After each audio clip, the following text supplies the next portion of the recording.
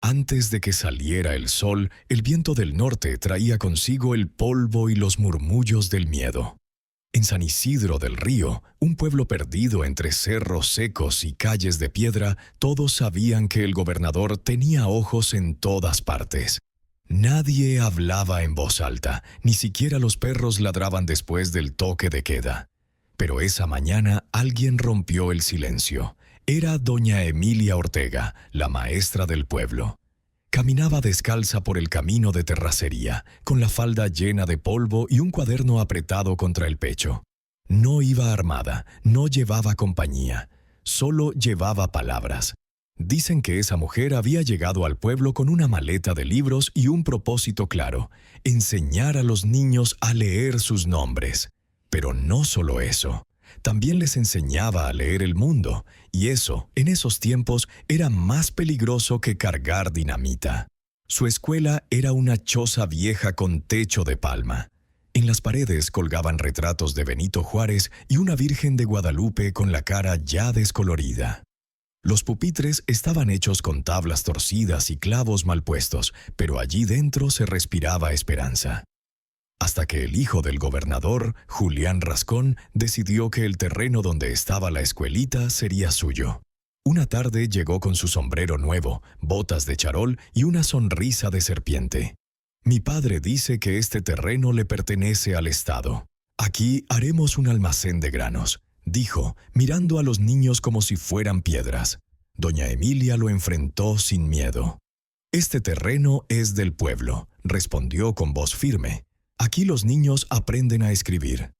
«Pues que aprendan en otro lado», dijo Julián, dándole una patada a un banco. Esa noche, unos hombres llegaron a desmontar el tejado. Rompieron pizarrones, quemaron cuadernos y golpearon a un anciano que intentó defender el lugar. Los niños vieron todo escondidos entre los matorrales. Al amanecer, el aula ya no existía. Solo quedaron las cenizas y el eco de una promesa.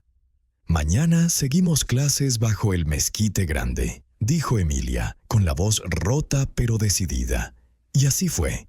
Esa tarde los niños llegaron uno por uno, descalzos, con sus cuadernos chamuscados. Emilia se paró bajo el árbol más viejo del pueblo, levantó un pedazo de carbón y escribió en una piedra lisa: A-E-I-O-U. «Hoy empieza de nuevo», dijo, «porque el conocimiento no se quema». Los niños repitieron las letras en coro mientras el polvo volaba y el sol ardía. El pueblo los miraba desde lejos, algunos con miedo, otros con vergüenza. Nadie se atrevía a ayudar, pero todos sentían que algo estaba cambiando. Esa noche, Julián Rascón fue a contarle a su padre lo que había visto. «La vieja sigue dando clases en la calle, padre». El gobernador, un hombre gordo de mirada dura, soltó una carcajada. «Déjala, el viento del desierto le va a secar la voz». Pero no sabía que en ese viento viajaban las palabras de la maestra. Las historias corren más rápido que los caballos, y la noticia de una mujer enseñando bajo un árbol llegó hasta las minas, los ranchos y los pueblos vecinos. Gente empezó a venir a escucharla. Campesinos, mujeres, ancianos analfabetos se sentaban en círculo para aprender letras. Emilia ya no enseñaba sola, enseñaba al pueblo entero. Una tarde, un arriero llegó con un sobre sin remitente. Adentro, una nota escrita con tinta descolorida decía: «No deje de enseñar, maestra. Hay ojos buenos que la miran. F». Nadie supo quién era F. Algunos decían que era un exrevolucionario, otros que era alguien del gobierno harto de tanta corrupción. Pero para Emilia era señal de que no estaba sola. El gobernador, al enterarse, mandó una advertencia: o se calla o se desaparece. Emilia, sin pestañear, escribió una carta pública al periódico de la capital. Decía así: «Si enseñar es delito, me declaro culpable. Pero sepan que no hay cárcel que encierre la verdad ni bala que mate la palabra». El texto se publicó una semana después y desató un temblor. Los pueblos cercanos empezaron a organizarse. En las plazas, los campesinos repetían sus palabras: Los maestros rurales comenzaron a escribirle cartas de apoyo. Emilia había encendido una chispa. El gobernador montó en cólera. «¡Que la callen!», gritó. Y así, una madrugada sin luna, los hombres del poder cabalgaron hacia San Isidro del Río. Pero no sabían que ese día el pueblo ya no bajaría la cabeza. La madrugada cayó sin luna y el pueblo lo sintió en los huesos. Los perros levantaron el hocico, pero no ladraron. Desde el camino de las minas llegó primero el polvo, luego el rumor de cascos y al final las siluetas, 12 rurales con fusiles, un camión con tablones a los lados y, detrás, el brillo altanero de un carruaje negro. Del asiento principal bajó Julián Rascón, con ese modo de mirar que no ve personas, solo estorbos. «Por orden del señor gobernador», gritó inflando el pecho. «Queda disuelta la reunión y detenida la mujer que la provoca». El viento se llevó sus palabras hacia el mezquite. Allí, bajo la copa ancha, doña Emilia acomodaba a los niños en semicírculo. A un lado, viejas con rebozo. Al otro, campesinos con sombrero en la mano. Nadie traía pistolas, nadie, al menos a la vista. Solo había cuadernos, tizas y un pizarrón remendado con clavos.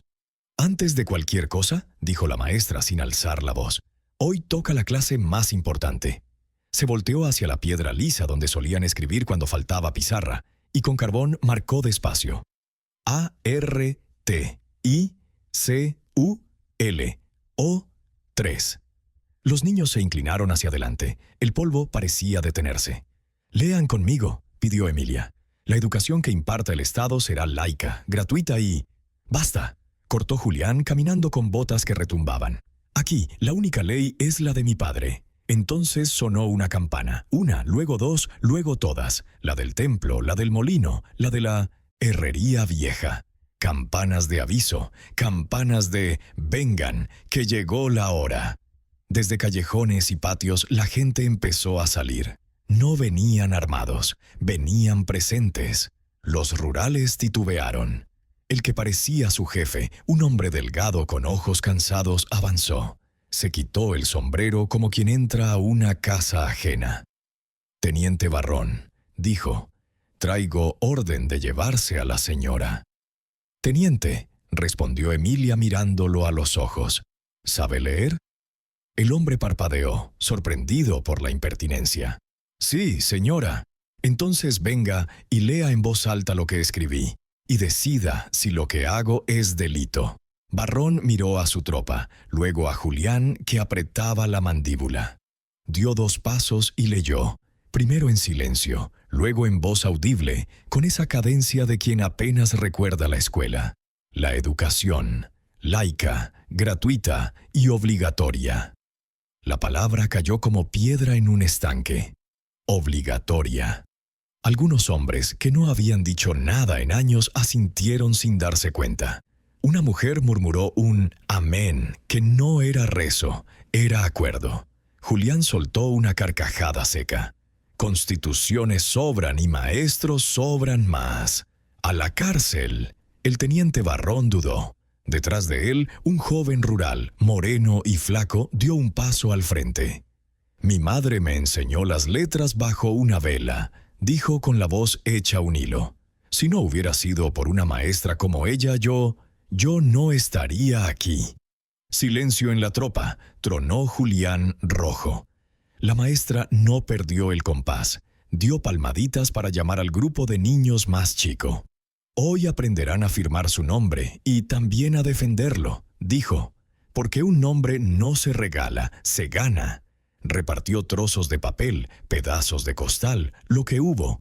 Los niños mojaron el carbón en agua para que la letra corriera mejor. El primer niño, Pedro, dibujó una P temblorosa. El segundo, Nicolás, escribió una N torcida. Cada trazo era un acto de presencia. «¿Ve, teniente?», susurró Emilia. «Esto es un censo que el poder no puede falsificar». Julián apretó los puños, chasqueó los dedos. 2 rurales avanzaron, pero el pueblo se cerró como semilla. No con golpes, sino ocupando el espacio. Hombro con hombro, cuaderno con cuaderno. Desde el borde del círculo, don Aurelio, minero jubilado, sacó un cuaderno viejo y ennegrecido por polvo de veta. «Aquí están los apuntes del molino», dijo.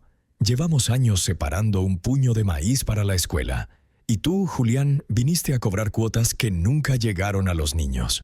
Levantó el cuaderno. En las orillas, sumas y restas como huellas. «Faltan 7 sacos del último año. ¿Dónde están?»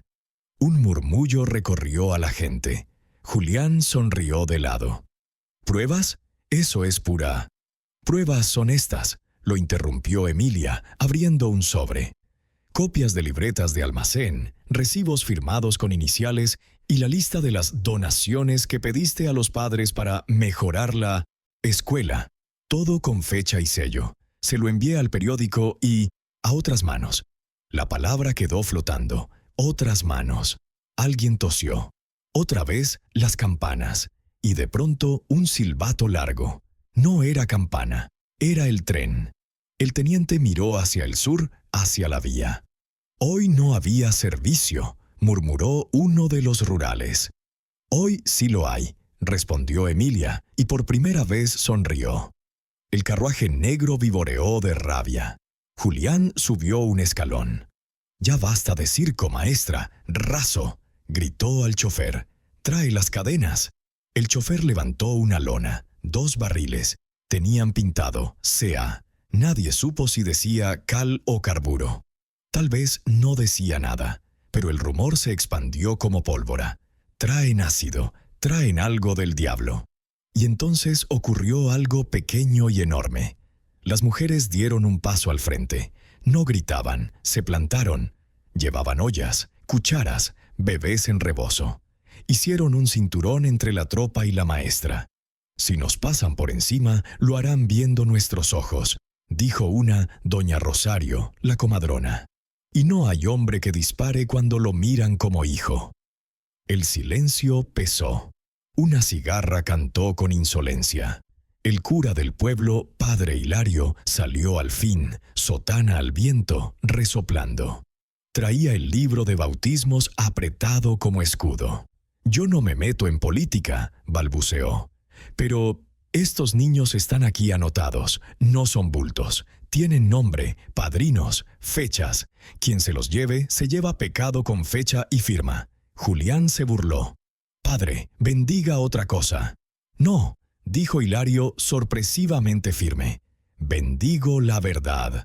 Y hoy la verdad es que nadie se lleva a esta mujer sin que todo el pueblo vaya detrás». El tren pitó de nuevo, más cerca. El polvo se levantó en la curva. Un automóvil gris asomó por la vereda de la estación. No traía placas del Estado. Traía un estandarte federal en miniatura ondeando flojo.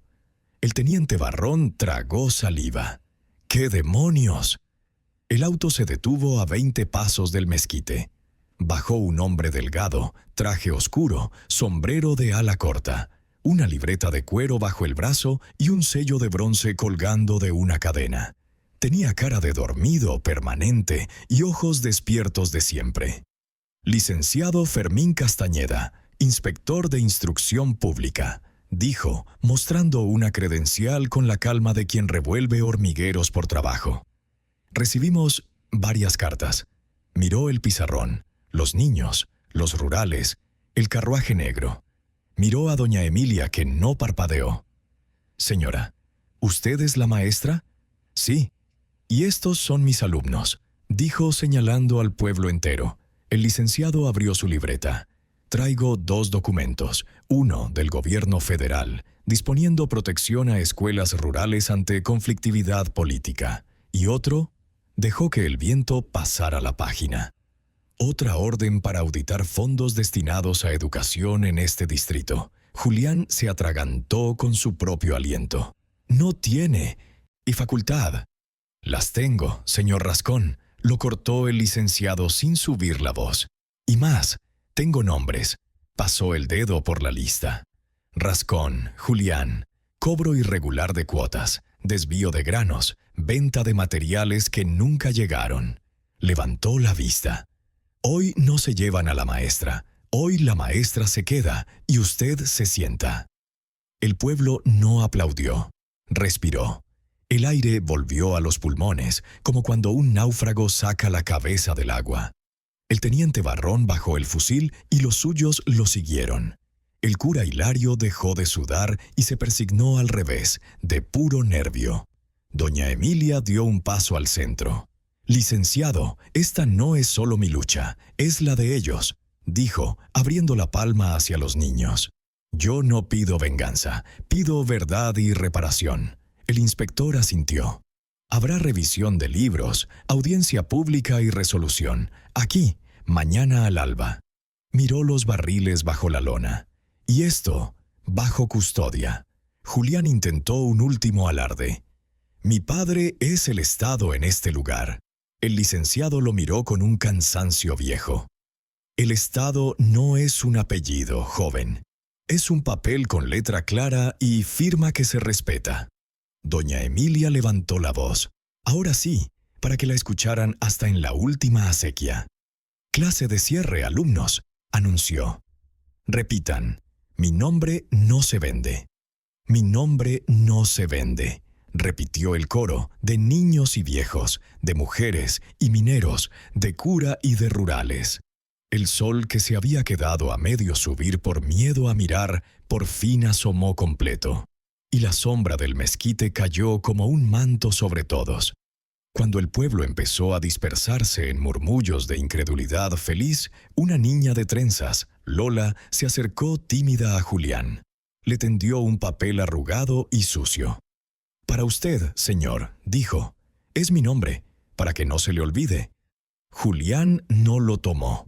El papel cayó al suelo, junto a su bota lustrada. Nadie se agachó por él, nadie salvo la maestra.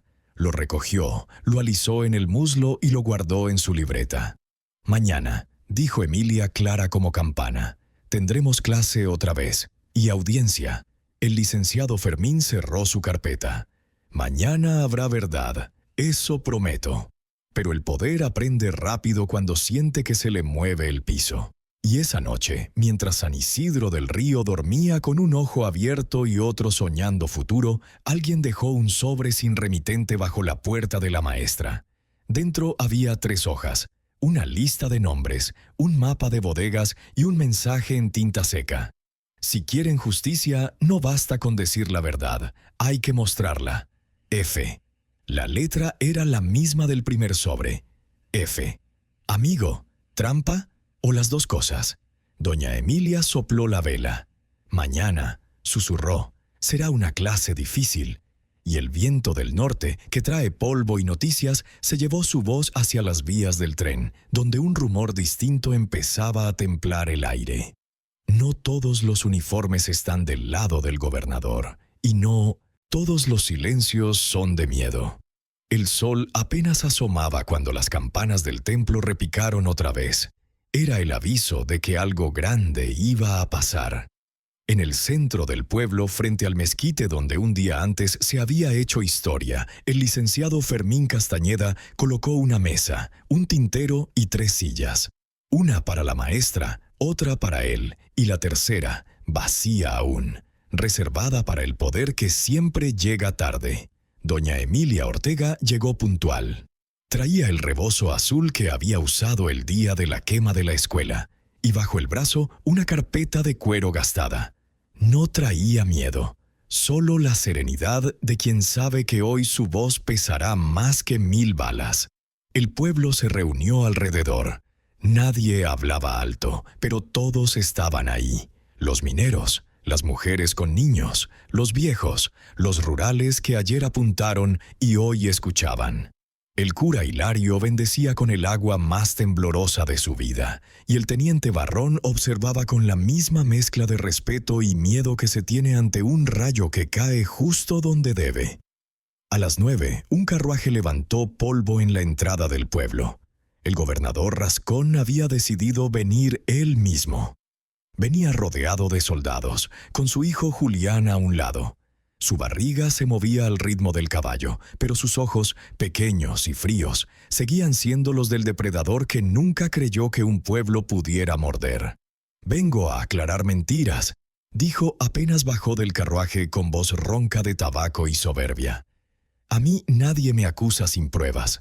El licenciado Castañeda se inclinó apenas, formal. Precisamente, señor. Hoy no hay rumores, hay documentos. El murmullo del pueblo se apagó. Castañeda abrió una carpeta gruesa, llena de papeles doblados, sellos, firmas torcidas. Estos, dijo, son los registros de cuotas cobradas por mejoras educativas. Aquí constan nombres de padres, montos y los recibos entregados a su administración.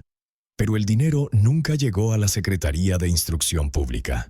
Algunos pagos se desviaron a cuentas privadas y otros se registraron a nombre de Proyecto Grano Azul, una empresa inexistente. Emilia dio un paso adelante y, con voz firme, completó. Ese dinero era para los cuadernos de los niños. Lo usaron para comprar las botas que pisan su escuela. El gobernador se rió con desprecio. Usted no entiende de política, señora. A veces hay que mover fondos para mantener la estabilidad. La estabilidad no se compra con hambre, replicó Emilia, ni con miedo. El silencio cayó pesado. El licenciado cerró la carpeta y la dejó sobre la mesa. Hemos verificado las firmas, todo coincide. Lo que procede ahora es una restitución de fondos y una renuncia formal. Rascón lo miró, incrédulo. ¿Renuncia? ¿Por unas hojas manchadas? Y con un movimiento rápido arrebató los papeles. Estos documentos son falsos, rugió. Pero al hacerlo cayó un sobre pequeño de entre los pliegos. Era viejo, con la misma tinta seca y la misma letra firme que Emilia conocía ya. Una sola inicial, F. El licenciado la levantó. «Ah, veo que usted también recibió correspondencia», dijo con una sonrisa apenas visible. «Permítame leerla». Desplegó el papel. Los recibos originales y los nombres de los testigos están guardados en la bodega del Molino Viejo. Si el gobernador los busca, los encontrará junto al mismo pecado que niega. El pueblo se agitó. El molino quedaba al otro lado del río y llevaba años abandonado. Julián palideció. «Padre». «No».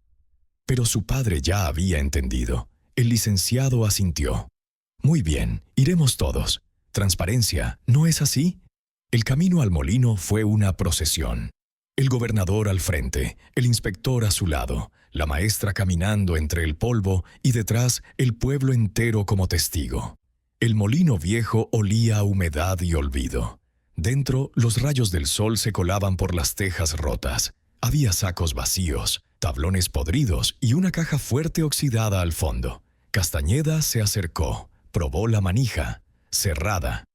«¿Quién tiene la llave?», preguntó. Julián tragó saliva. «La perdí hace tiempo». Doña Emilia lo miró con una mezcla de lástima y desafío. «Cuando se pierde la llave, siempre queda la verdad». Entonces uno de los mineros, don Aurelio, dio un paso al frente con una barra de hierro. «Yo abro», dijo. 3 golpes, 4.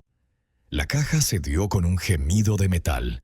Dentro había papeles, monedas, joyas y algo más. Una libreta de cuentas, de la misma letra que el gobernador, con columnas torcidas y sumas a lápiz. El inspector la abrió y leyó en voz alta. «Proyecto Grano Azul. Ingresos 15,000 pesos. Gastos, campaña, uniformes, escoltas». Levantó la vista. «Campaña, señor gobernador, no educación». Rascón intentó hablar, pero las palabras se ahogaron en su garganta.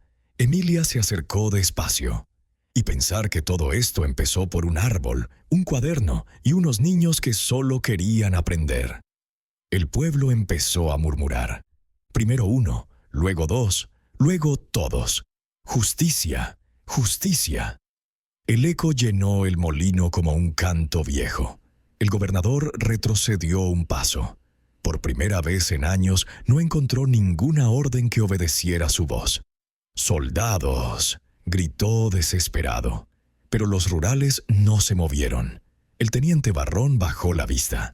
«No disparamos contra quien enseña, señor». El silencio volvió, profundo. El licenciado Castañeda extendió un documento. Por autoridad del Ministerio de Instrucción Pública, declaro suspendido de su cargo al gobernador del distrito. Miró a Julián. Y usted, joven Rascón, queda citado para declarar mañana. El gobernador, rojo, jadeante, miró al pueblo. No saben con quién se meten. Y antes de que nadie lo detuviera, tomó una lámpara de aceite y la lanzó al suelo. El fuego corrió entre las tablas, la gente gritó. El humo llenó el molino. Emilia agarró a 2 niños y los empujó hacia la salida. El licenciado y el teniente arrastraron los papeles. Afuera las llamas salían por las ventanas como bocas furiosas. El gobernador corrió hacia el río, pero el barro lo hizo caer. El pueblo lo vio arrodillarse, no por justicia, sino por pánico. Doña Emilia se acercó hasta donde el fuego iluminaba el rostro del caído. «Usted dijo que la educación no servía para nada», dijo con voz baja. «Y tenía razón», escupió él. «No sirve para obedecer». «No», dijo ella, «sirve para levantarse». El viento sopló fuerte y el fuego consumió la vieja caja. Pero entre las cenizas, una hoja sobrevivió. La página donde se leía, apenas visible, el nombre de la maestra, escrito por F. Nadie supo quién era ese F. Algunos dijeron que fue un inspector anterior, muerto años atrás. Otros que era un alias de Fermín Castañeda. Pero Emilia, mientras el molino se apagaba, solo dijo una cosa. F no es un hombre. Es la fuerza que despierta cuando alguien deja de agachar la cabeza. El pueblo la escuchó. Y esa noche, por primera vez en generaciones, durmió sin miedo. La madrugada siguiente olía a humo y esperanza. El molino era ahora una ruina humeante, pero el pueblo entero amaneció de pie. Las mujeres trajeron cubetas de agua, los niños ayudaban con palos a mover cenizas, y los hombres, sin que nadie lo ordenara, limpiaban el terreno. Nadie lo dijo en voz alta, pero todos entendían. El fuego no había destruido la verdad, la había revelado. Doña Emilia Ortega estaba exhausta. Tenía las manos negras de hollín y la garganta áspera, pero los ojos vivos. A su lado, el licenciado Fermín Castañeda observaba los restos del cofre calcinado. Entre los escombros rescataron apenas unas hojas chamuscadas, pero suficientes para probar lo que todos ya sabían. El gobernador Rascón había huido de madrugada. Su carruaje se perdió en la niebla del río, dejando atrás su apellido, su orgullo y su miedo. «Ya no volverá», dijo Barrón, el teniente, con la voz baja. «No importa si vuelve», respondió Emilia. «Lo que importa es que el miedo no vuelva con él». Esa misma tarde, Castañeda convocó a una asamblea popular frente al mezquite. Sobre una mesa sencilla colocaron los papeles salvados, los cuadernos de los niños y una caja nueva hecha de madera limpia. El inspector habló con tono solemne. «Por mandato del gobierno federal y por voluntad del pueblo, declaro reabierta esta escuela rural con reconocimiento oficial. Se levantará una nueva aula aquí mismo y llevará el nombre de quien encendió esta revolución de cuadernos, Escuela Doña Emilia Ortega». El aplauso fue tan fuerte que las montañas devolvieron el eco. La maestra bajó la mirada, avergonzada. «No es mi nombre el que deben poner», dijo. «Pónganle Escuela del Pueblo». «Usted es el pueblo, maestra», respondió Castañeda sonriendo. Durante semanas, San Isidro del Río se transformó en un hormiguero de trabajo. Los rurales ayudaban a cortar madera. Las mujeres cocinaban ollas de frijoles para los obreros. Los mineros cargaban piedras para el cimiento. Nadie cobraba, nadie ordenaba. Todos sabían lo que hacían. El cura Hilario, que al principio solo rezaba, terminó mezclando cal y levantando muros. «Nunca pensé que el rosario sirviera de nivel», decía entre risas, «pero Dios sabrá perdonar mi mala albañilería». Hasta los niños trabajaban, felices de ver cómo su nueva escuela crecía día tras día. Cada tarde Emilia los reunía bajo el mezquite, su salón provisional. Les enseñaba no solo a leer y escribir, sino a contar lo que había pasado, porque ella sabía que la memoria es también una forma de justicia. «Hoy escriban esto», les dijo un día. «El fuego no destruye si enseña». Y los niños copiaron la frase, torpe pero orgullosa, en hojas manchadas de polvo. Una tarde de domingo, mientras el sol se escondía detrás de los cerros, un jinete llegó por el camino del sur. Traía un poncho gris, el sombrero ladeado y una cicatriz vieja en el cuello. Nadie lo reconoció al principio, pero cuando desmontó y se acercó al grupo, la maestra lo vio claro. Era F. El hombre saludó con un leve gesto y sacó de la alforja un sobre envuelto en cuero.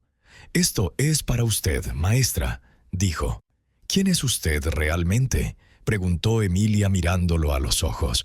El hombre sonrió cansado. «Solo alguien que cree que todavía hay cosas que vale la pena enseñar». Dentro del sobre había un documento con el sello del gobierno federal. Programa de Escuelas Libres del Norte, firmado por el mismo ministro de Educación. Autorizaba recursos, maestros y materiales para replicar el modelo de San Isidro en otros pueblos. «¿Usted hizo esto posible?», preguntó Emilia. «No, maestra», dijo el hombre. «Usted lo hizo. Yo solo llevé sus cartas al lugar correcto». «¿Y por qué ayudarme?». F la miró con ternura. «Porque un día, una maestra como usted me enseñó a leer mi propio nombre. Y cuando uno aprende eso, ya nunca puede vivir arrodillado». Dicho eso, montó su caballo y se alejó sin despedirse. El polvo de su paso se mezcló con el humo viejo del molino, como si el pasado y el futuro se dieran la mano por un instante. Los meses siguientes fueron un renacer.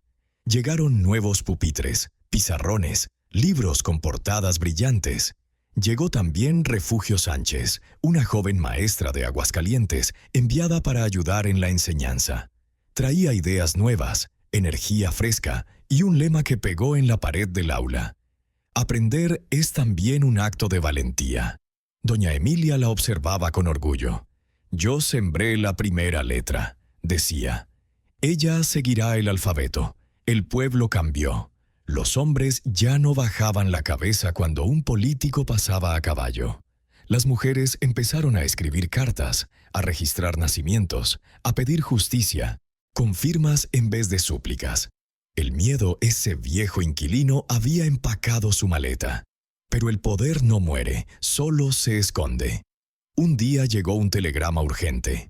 «Rascón reorganiza aliados. Habrá visita del ejército. Tengan cuidado». El licenciado Castañeda frunció el ceño.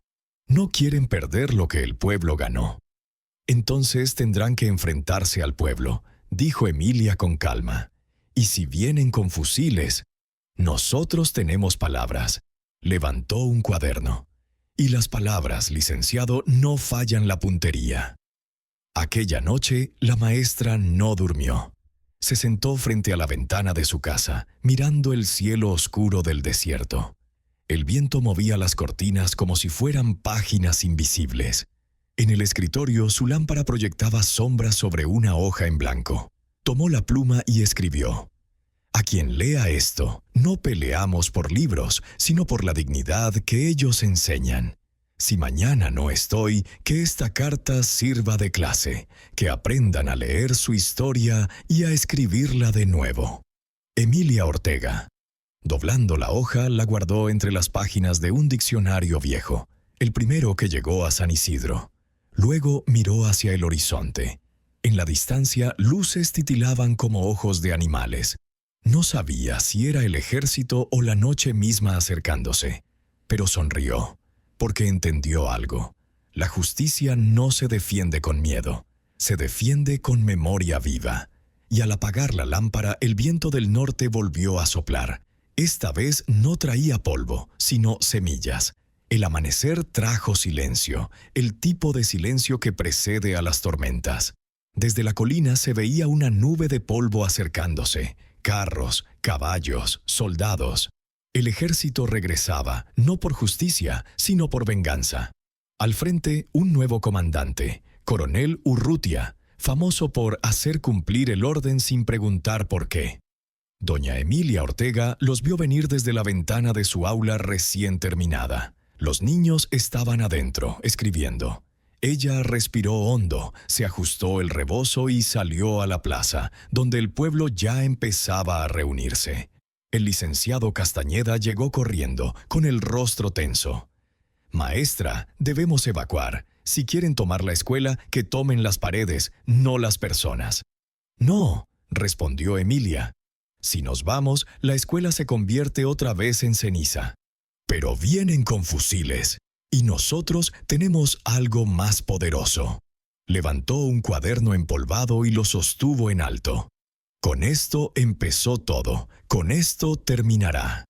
El ejército entró al pueblo al mediodía. El sol golpeaba las tejas nuevas de la escuela, brillando tanto que los soldados entrecerraban los ojos. El coronel desmontó de su caballo y observó la multitud frente al aula. El silencio era tan denso que se oía el zumbido de las moscas. «Por orden del gobernador provisional», anunció Urrutia, «esta institución queda clausurada por fomentar insurrección». Dio un paso al frente y miró a Emilia. «Y usted, maestra, queda arrestada por sedición». Emilia no respondió. Caminó hacia él, despacio, y extendió un papel. «Aquí tiene mi delito», dijo. El coronel lo tomó y leyó en voz alta. «Mi nombre es mío, mi dignidad también». El hombre frunció el ceño. «¿Qué significa esto?» «Significa que ya sabemos escribir, y cuando un pueblo aprende eso, ya no puede callarse». El coronel respiró profundo. «Tiene 10 minutos para desalojar la escuela». Entonces, una voz infantil rompió el aire. Era Tomás, el niño más pequeño de la clase. «¡No nos vamos!», gritó, y levantó su cuaderno abierto, mostrando una palabra grande escrita con lápiz torcido. «Libertad». Uno a uno, los otros niños hicieron lo mismo. Decenas de cuadernos se elevaron como banderas blancas de papel. El coronel levantó la mano, nervioso. «¡A sus puestos!», ordenó a sus hombres.